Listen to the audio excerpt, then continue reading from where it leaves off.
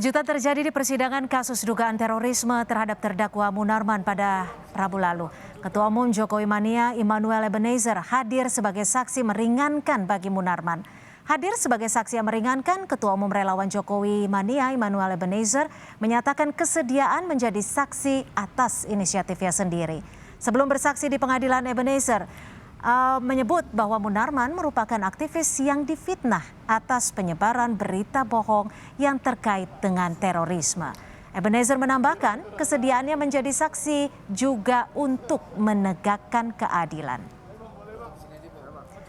Untuk membahas soal kehadiran Ketua Umum Relawan Jokowi Mania Immanuel Ebenezer dalam sidang terdakwa teroris Munarman, saat ini kami sudah bersama dengan Immanuel Ebenezer, Ketua Umum Relawan Jokowi Mania atau Joman, dan juga Eko Kuntadi, pegiat media sosial. Saya langsung aja ke Bang Noel. Apa sih alasannya dan apa sih tujuannya Anda hadir ke sidang sebagai saksi meringankan? Pertama begini, Munarman itu kawan saya. Kedua, kita tahu jejak rekam Munarman sama-sama di aktivis. Kedua, kita tahu beliau itu mantan staf ahli Kejagung.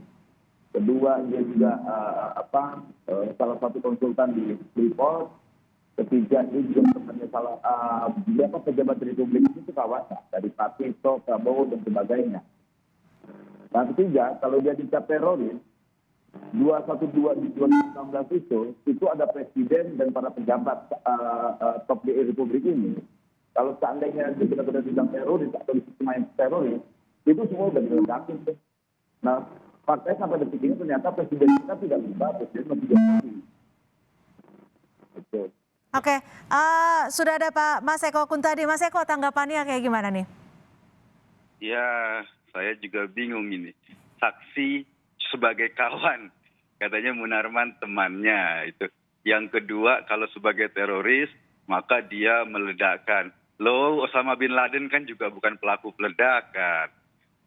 Abu Bakar Ba'asyir bukan pelaku peledakan. Oman Abdurrahman juga bukan pelaku peledakan. Dan mereka semua ditersangkakan teroris. Jadi logika bahwa teroris adalah orang yang operator di lapangan, itu logika yang amat sangat naif. Itu naif banget gitu loh. Karena asumsinya teroris adalah orang yang meledakkan. Ya enggak. Teroris itu ada yang meledakkan, ada yang nyari duit, ada yang merencanakan, ada yang ngompor-ngomporin, ada otaknya. Nah, semua itu punya peran dalam proses gerakan terorisme. Munarman salah satunya gitu loh. Jadi saya nggak yakin ini, saya bingung sama logikanya Noel ini. Gimana Bang Noel? Dianggap logikanya nggak pas nih. Kamu tahu Munarman teroris? Saya mau tahu. Kamu tahu Munarman sejak teroris kapan? Sejak kapan Anda juga tahu Munarman bukan teroris? Sekarang dia sedang ditersangkakan sejak 2000, sebagai tahun 2000, itu kawan saya. Iya, mau kawan Anda atau bukan, tetapi Munarman terbukti dengan jelas hadir dalam proses baiat di Makassar, proses baiat kepada ISIS di Jakarta, proses baiat kepada ISIS di Sumatera Utara. Dan alumni baiat itu sudah terbukti melakukan pemboman gereja di Makassar, di Surabaya, di Filipina. Itu real. Ini model-model editing tadi begini, yang selalu membawa narasi-narasi kebencian dan memelihara kebencian begini, bangsa ini tidak akan pernah selesai atau menuntaskan persoalan bangsa sendiri. Saya dalam hal ini nggak sepakat. Saya nggak sepakat dalam hal ini. Ya terserah. Anda masih dalam framingnya Orde Baru. Kita ini lawan Orde Baru karena kenapa? Orde Baru mudah sekali menginterpretasikan hukum melalui sesuka kehendaknya. Anda jangan kurang ajar. Kok kurang ajar? Gini deh, saya kasih tahu Noel. Kalau Anda tidak terbukti gimana? Ada konsekuensi hukum deh. Soal kesepakatan Anda. Karena saya juga di framing Bang Noel, ini kan sebenarnya masih dalam proses hukum, masih dalam persidangan. Apa yang menjadi alasan Anda memastikan bahwa Munarman terdakwa pelaku terduga teroris ini bukan teroris? Nah, kan ini baru terdakwa, Mbak. Belum ada keputusan. Nah, hakim menanyanya, kenal nggak kenal? Sejak kapan? Sejak tahun 2000. Di mana kenalnya? Di sini, di LBH. Waktu kita demonstrasi melawan Orde Baru, Munarman yang advokasi saya dan kawan-kawannya. Dia temannya beberapa pejabat di Republik ini. Kalau ada Munarman teroris, yang kenal Munarman itu bisa kita laporan ke polisi. Kenapa? Membiarkan teroris berkeliaran di mana-mana di Republik ini. Tapi yang menuai kritikan ini bukan hanya Mas Eko aja nih. Anda menanggapi kritikan-kritikan yang ada di belakang ini seperti apa? Yang kritik yang mana? Orang ini nggak diingat semua kok. Mereka ini masih kebencian dan masih merawat yang namanya kebencian yang akut ini. Kalau perpecahan itu terus kita pelihara, mau sampai kapan bangsa ini mau berdamai? Boleh saya bicara? Silakan Mas Eko. Ini Munarman ditangkap oleh Densus 88. Bukan soal kebencian, Noel. Ini ditangkap oleh Densus 88. Saya ini sering ditangkap, Bos. Saya ini sering ditangkap. Anda belum ditangkap Densus 88. Kalau Anda ditangkap Densus 88, itu artinya ada serangkaian bukti. Anda tidak bisa menuduh proses penangkapan itu. Karena gini, kalau memang... Saya tidak menuduh. Itu kan baru terdakwa. Belum ada keputusan. Iya, kemudian tuduhan Anda adalah bahwa tuduhan Anda gini, sebaiknya tuduhan Anda saya terima dan saya lihat. Sebentar, Bang Noel, kita beri kesempatan terlebih dahulu ke Mas Eko untuk mengeluarkan statement ya. Sebentar, saya kasih kesempatan ke Mas Eko. Silakan Mas Eko dilanjutkan, Bang Noel. Kita akan memberikan kesempatan nanti ke Bang Noel. Kita coba dengarkan dulu Mas Eko. Sebentar dong. Jadi begini, Noel kenal Munarman tahun 2000. Terjadinya proses baiat itu tahun 2000 sekian. Jadi tahun 2000 kapan? Nggak tahu saya. Nah itu berkali-kali, baiatnya 3 kali.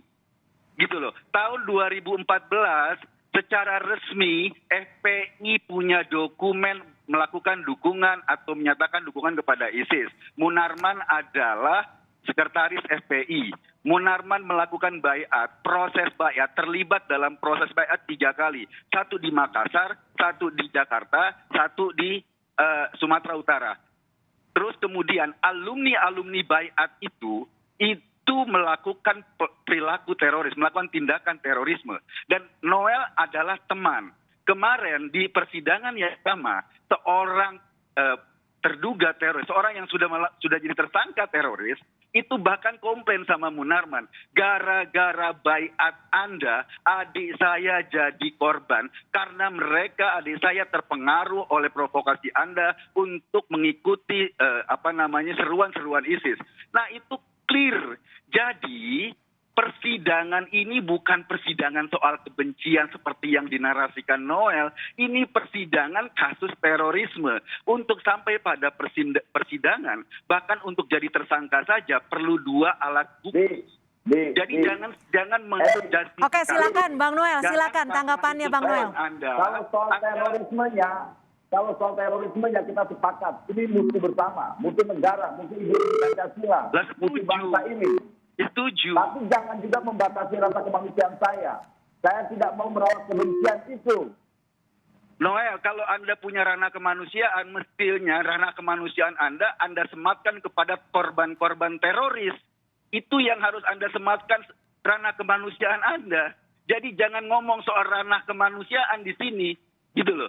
Kalau Anda punya rasa kemanusiaan itu harus Anda sematkan kepada bom di Makassar, bom di Surabaya. Itu lebih clear ranah kemanusiaan Anda.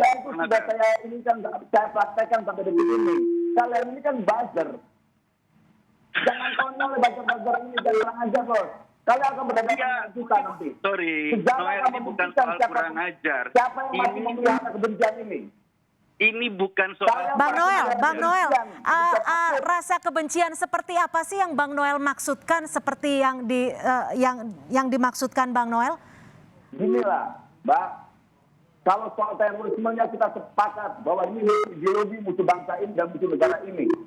Tapi kalau saya punya empati dan tidak rasa kemanusiaan untuk meringankan saja dibatasi dan dihakimi, ini apa maksudnya?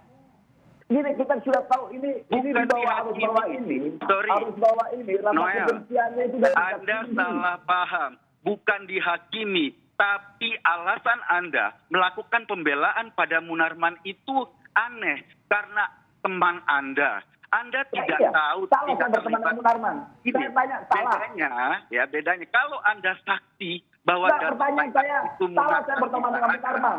Kalau Anda tahu bahwa dalam baiat itu tidak ada ajakan untuk melakukan kekerasan, silahkan. Tapi Anda bukan saksi mata. Anda tidak mendengar proses itu. Anda tidak melihat. Dan Anda berposisi cuma sebagai temannya Munarman. Lalu kemudian teriak-teriak soal kemanusiaan. Soal membatasi peran Anda. Kita cuma mengkritisi posisi Anda yang sebagai temannya Munarman, yang kemudian merasa bahwa teman itu cukup untuk menjadi saksi yang meringankan. Padahal kasusnya baiat itu salah rupanya nggak ada. Saya tanya sama kamu. Salah rupanya ketika saya menjadi saksi meringankan. Nggak salah, tetapi alasan Anda yang kemudian bilang bahwa bangsa ini dibangun dengan kebencian, itu yang salah. Monggo saja Anda menjadi saksi yang meringankan. Oke, silakan Mas Eko. Mas Eko, silakan. Mas Eko, Bang Noel nanya, ada masalah apa kalau misalkan memang Bang Noel menjadi saksi meringankan? Alasan yang dibangun Noel ini yang menjadi problem. Bahwa semua orang adalah membangun bangsa ini dengan kebencian. Loh, ini aneh. Seolah-olah yang punya rasa cinta. Sebentar Bang Noel. Salah satu yang membangun orkestrasi kebencian itu Deddy Siregar. Temanmu itu. Ini apa lagi? Tidak terlibat dalam proses. Oke, Bang Noel, Anda menjadi saksi meringankan dan Anda begitu bersikeras untuk membela Munarman, bahkan di kesempatan kali ini. Apa sih sebenarnya alasan yang paling utama? Apakah Anda meragukan bukti-bukti yang sudah dirangkum oleh Densus 88 saat penangkapan? Saya tahu jejak rekamnya Munarman. Pertama, dia di Cinere itu ada berjangka BP, yang saat itu ada masalah, diintimidasi dan sebagainya. Munarman coba merekomendasikan orang-orang FPI atau orang-orang FPI untuk menjaga gereja itu. Kedua, ketika ada bom di Surabaya, Munarman mengutuk soal itu. Ketiga, kalau seandainya Munarman teroris, kita ini udah mati dari kemarin, Mbak. Saya ini pendukungnya Ahok, saya ini pendukungnya Jokowi. Apakah bukti-bukti dari Densus itu dinilai belum cukup untuk menyidangkan kasus dugaan teroris ini? Saya tidak mau mengintervensi bukti-bukti yang ada yang disampaikan oleh Densus. Oke, itu punya Densus. Tapi ketika saya berempati ingin meringankan hukuman Munarman, salahnya di mana? Oke, artinya apapun nanti hasil dari persidangan Anda akan menerima hasilnya, Bang Noel? Apapun nanti hasil dari persidangan, meskipun Anda sudah menjadi saksi yang meringankan, Anda tetap akan menerima? Ya menerima dong. Itu konsekuensi resiko yang harus ditanggung oleh Munarman. Saya ini meringankan. Kalau sampai besok Munarman ditembak mati, kemudian dia bilang, Noel, bisa nggak kau kasih air buat saya untuk minum sedikit? Saya akan kasih. Karena gini, saya ini orang Kristen, Mbak. Kami diajarkan tentang kasih. Kami diajarkan memaafkan musuh kita. Dan saya diajarkan mendoakan lawan saya, musuh saya. Baik, Noel, ini silakan Mas Eko. Satu hal, proses hukum adalah proses. Yang pertama, saya cuma sampaikan bahwa yang punya hati di bangsa ini bukan cuma Anda. Gitu loh. Bahwa bangsa ini juga dibangun dari kebaikan-kebaikan. Jadi kalaupun Anda sekarang menjadi saksi yang meringankan Munarman, Anda tidak punya hak sama sekali mengklaim orang-orang yang juga berempati pada korban terorisme itu tidak punya hati. Itu yang pertama. Yang kedua, yang harus Anda catat. Saya bangga dengan orang-orang ini yang punya empati. Baik, baik, terima kasih. Tentunya kita masih menunggu. Yang harus Anda catat bahwa FPI kemarin itu juga ada penangkapan ada anggota FPI yang bikin bom dan lain-lain.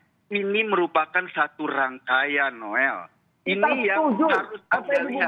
Dan kemudian Anda hanya... Ya, Bang Noel, Mas Eko, tentunya kita ini masih menjadi pro dan kontra. Orang-orang cere ini tenggelam atau sejarah kita, Bos. Kita melawan FPI, saat FPI dijadikan alat kekuasaan. harus penguasa, Bos. Baik, terima kasih Bang Noel. Mas Eko, terima kasih. Tapi intinya adalah bagaimana kita harus menghormati proses hukum, persidangan juga masih akan berlanjut, dan kita akan menghormati pengadilan yang masih akan berlangsung ini. Dan terima kasih sekali lagi Ketua Umum Sukarelawan Jokowi Mania, Immanuel Ebenezer, dan juga Eko Kutadi, pegiat media sosial. Terima kasih, selamat petang.